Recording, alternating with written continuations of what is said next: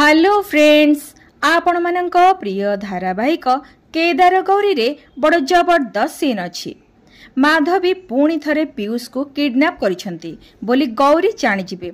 आज गौरी गुरुदेव को पीयूष कोठी ओ केमिति अछंती बोली पचारिबे। आउ तापरे गुरुदेव कहंती तुम झियो को तुम पाखकु आनिबा को जाई पीयूष एमिति काम करिछि जोथि पई से बहुत समस्या घेर रे फसी जाइछि। एक कथा केदार गौरी शुणी आश्चर्य होइजिबे। तापरे गुरुदेव ध्यान रे बसी पीयूष को देखिबाकू लागंती। तापरे रागी जाई केदार आउ गौरी को देखिबाकू लागंती। आउ तापरे केदार कहंती कौन हैला गुरुदेव, पीयूष ठीक अछि ना? तापरे गुरुदेव कहिबे पीयूष तुम मानकु छाड़ी बहुत दूर को चली जाइछि। आउ एक कथा केदार आउ गौरी शुणी आश्चर्य होइजिबे।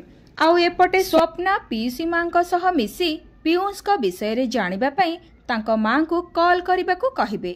आउ एसबु माधवी शुणी आश्चर्य होइजिबे। आउ मने मने कहंती एमाने जदि पीयूष रो मां को फोन करि दियंती ताहाले बहुत असुविधा होइजिबो, सबु कथा जणा पड़जिबो। आउ मने मने कहिबे ना ना मते जेमिति हेले भी एमानकु रोकिबाकू पड़िबो। तापरे पीयूषी मां पीयूष को मां को नंबर बाहर करबा समय रे माधवी प्लान करी जोर रे चित्कार करिबे।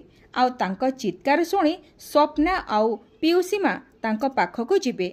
आउ माधवी को तळे पड़िथिबा देखि से माने आश्चर्य होइजिबे। आपण माननको कोन लागुछि, कोन माधवी जेते चेष्टा कले मध्य गौरी पीयूष को खोजी बाहर करि पारिबे? कमेंट रे निश्चय जणांतु।